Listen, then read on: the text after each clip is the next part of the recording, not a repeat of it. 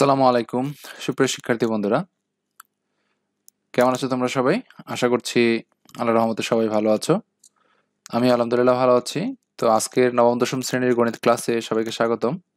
আজকে আমরা তোমাদের গণিত বইয়ের পরিসংখ্যান বা তথ্যপত্র যে চ্যাপ্টারটা আছে 17 নম্বর চ্যাপ্টার নিয়ে একটু আলোচনা করব। এই ক্লাসগুলো তোমরা এর আগেও নবম শ্রেণীতে করেছো, তবে তোমাদের সামনে যে মানে এর আগে যে পরীক্ষাটা হলো প্রি ফাইনাল এক্সাম, সেখানে তোমরা অনেকেই এই প্রশ্নের উত্তরে ভুল করেছো। তো আরেকটু কিভাবে এই অঙ্কটা সহজে করা যায় বা কোথায় কোথায় তোমরা ভুল করো সেই বিষয়গুলো নিয়ে আমরা একটু বিস্তারিত আলোচনা করব। দেখা যাক আজকে আমরা এই পরিসংখ্যানের তথ্য উপাত্তের শুধুমাত্র যে সংক্ষিপ্ত পদ্ধতিতে গড় আছে, এই গড় বিষয়ক যে অঙ্কটা আছে সেই অঙ্কটার নিয়ে মূলত আলোচনা করব। তো সংক্ষিপ্ত পদ্ধতিতে গড়ের যে সূত্রটা আমরা জানি, সংক্ষিপ্ত পদ্ধতিতে গড়ের যে সূত্রটা, সেই সূত্রটা হচ্ছে এই যে এটা X equal to A plus summation F I U I by N into H. এইখানে summation F I U I into H এবং এন, এই যে এ, এই বিষয়গুলো কোনটা কাকে কি বলা হয়, কোনটা কোনটাকে ইন্ডিকেট করে সেই বিষয়গুলো একটু জানবো আমরা। যেমন শ্রেণীসমূহের মধ্যমান নির্ণয় করা, মানে এই গাণিতিক সংক্ষিপ্ত পদ্ধতির গড়টা কিভাবে করা হয়, ধাপগুলো কি কি। সংক্ষিপ্ত পদ্ধতি মানে সহজ পদ্ধতি, ধাপগুলো হচ্ছে প্রথমে শ্রেণীসমূহের মধ্যমান নির্ণয় করতে হয়। তো মধ্যমান থেকে সুবিধাজনক কোন মান আনুমানিক গড় এ ধরা হয়, এটা কিন্তু আনুমানিক ধরা হয়। প্রত্যেক শ্রেণীর মধ্যমান থেকে আনুমানিক গড় বিয়োগ করে একে শ্রেণীব্যক্তির দ্বারা ভাগ করে ধাপ বিচ্যুতি নির্ণয় করা। ধাপ বিচ্যুতি মানে মধ্যমান থেকে আনুমানিক গড় বিয়োগ করে ব্যাপ্তি দিয়ে ভাগ, তারপরে নির্ণয় করা হয়। এটা অনেক সহজ পদ্ধতি আছে, অঙ্ক করলে তোমরা বুঝতে পারবে। ধাপ বিচ্যুতিকে সংশ্লিষ্ট শ্রেণীর গণসংখ্যা দ্বারা গুণ করা, বিচ্যুতির গড় নির্ণয় করা, এর সাথে আনুমানিক গড় যোগ করে কাঙ্ক্ষিত গড় নির্ণয় করা। আচ্ছা, এক্স হচ্ছে তোমার নির্ণয় গড়, এক্স কে বলা হয়, এ কে বলা হচ্ছে আনুমানিক গড়, এফ আই হচ্ছে আইতম শ্রেণীর শ্রেণী সংখ্যা, ইউআই এফ আই হচ্ছে আইতম শ্রেণীর গণসংখ্যা, ধাপ বিচ্যুতি, এইচ হচ্ছে শ্রেণীব্যাপ্তি, কে হচ্ছে শ্রেণী সংখ্যা।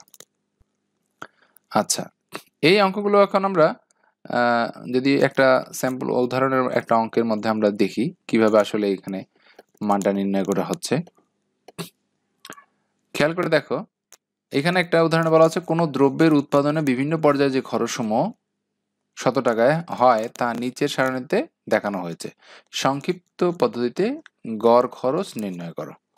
তো এখানে দেখো উৎপাদন খরচ মানে এটাই হচ্ছে তোমার শ্রেণীব্যাপ্তি, 2 থেকে 6, 6 থেকে 10, 10 থেকে 14, 14 থেকে 18, 18 থেকে 22, 22 থেকে 26, 26 থেকে 30 এবং 30 থেকে 34। আর গণসংখ্যা দেওয়া আছে 1, 9, 21, 47, 52, 36, 19 এবং 3। আচ্ছা, তো গড় নির্ণয় করো যে চারটা, সেই চারটার কলাম থাকবে কয়টা? 5টা কলাম থাকবে।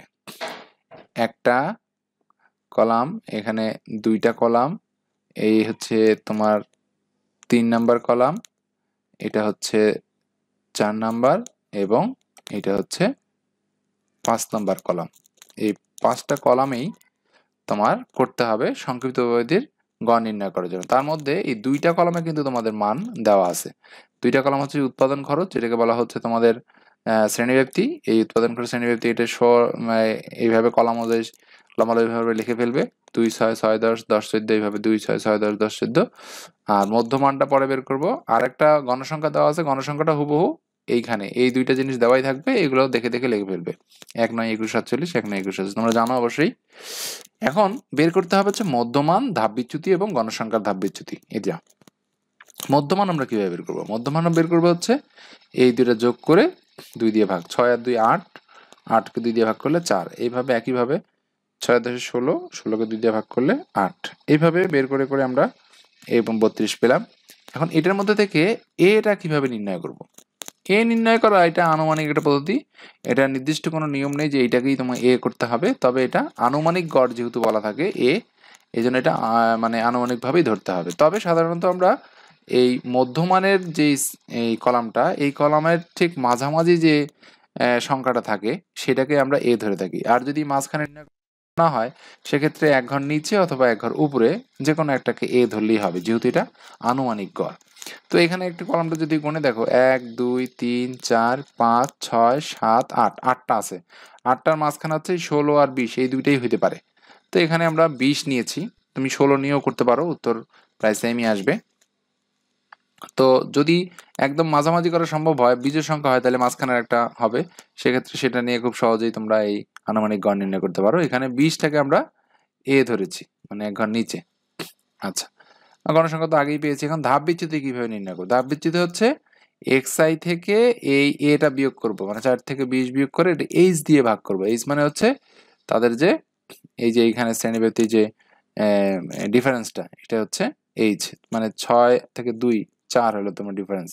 4 দিয়ে ভাগ করলে আসবে হচ্ছে -4। এভাবে -4 -3 -2 1, তবে এরপরে 0 1 2 3। এটা সবচেয়ে সহজ পদ্ধতি হচ্ছে যেখানে আমরা a ধরবো সেই জায়গাটা আমরা 0 লিখে দিব, তারপরে নিচে হচ্ছে 1 2 3, আর উপরে হচ্ছে -1 -2 -3 -4।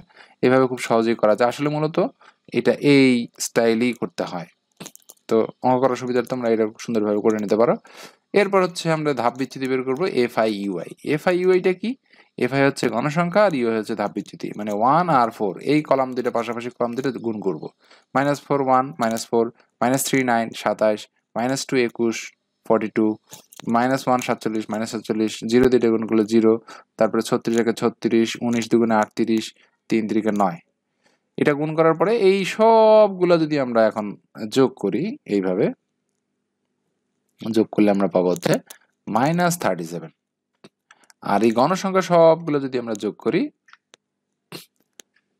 তাহলে মানুষ মাইনাস সবগুলো যোগ করলে পাবো হচ্ছে 188। আমাদের যে গাণিতিক গড়ের সূত্র x = a + summation f(i)(y)/n, summation মানে সবগুলোর যোগফল। তো সবগুলোর যোগফল পেয়ে গেলাম হচ্ছে -37। আর গণসংখ্যা হচ্ছে n, এটা হচ্ছে 188। মানগুলো এই সূত্রে বসাই দিব। এর মান হচ্ছে 20, এই যে 20। এরপরে 37 হচ্ছে সামেশন f(i)(y) এর মান -37 ডিভাইডেড বাই n, n এর মান হচ্ছে 188, 188 বসিয়ে দিলাম। আর h হচ্ছে 4, হ্যাঁ, ব্যবধান 4। তো এবার 37 থেকে 188 ভাগ করে 4 দিয়ে গুণ করে 0.79 এর সাথে 20 যদি আমরা এখানে মাইনাস প্লাস মাইনাস হচ্ছে 20 বিয়োগ করলে আসবে 19.21 দশমিক, মানে 19.21 এইটাই হচ্ছে আমাদের সংক্ষিপ্ত গড়ের যে অ্যান্সার। তো এইখানে তোমাদের একটা কনফিউশন থাকে যে এ এর মানটা কিভাবে নির্ণয় করো। এ হচ্ছে তোমাদের যেহেতু এটা আনুমানিক গড়, সেক্ষেত্রে তোমাদের মাঝখানে এটা নির্ণয় করতে পারলে ভালো। যদি মাঝখানে নির্ণয় করা সম্ভব না হয়, তাহলে মাঝের যে দুইটা জিনিস থাকবে সেটা হচ্ছে তার নিচেরটা করলেও হবে, অথবা উপরেরটা করে নিয়েও করতে পারো। আর এগুলো তো খুব সহজেই, 0 1 2 3 আর -1 -2 এই দুটো গুণ করে ধাপ বিচ্যুতি, আর এটা বসাই দিলে হবে।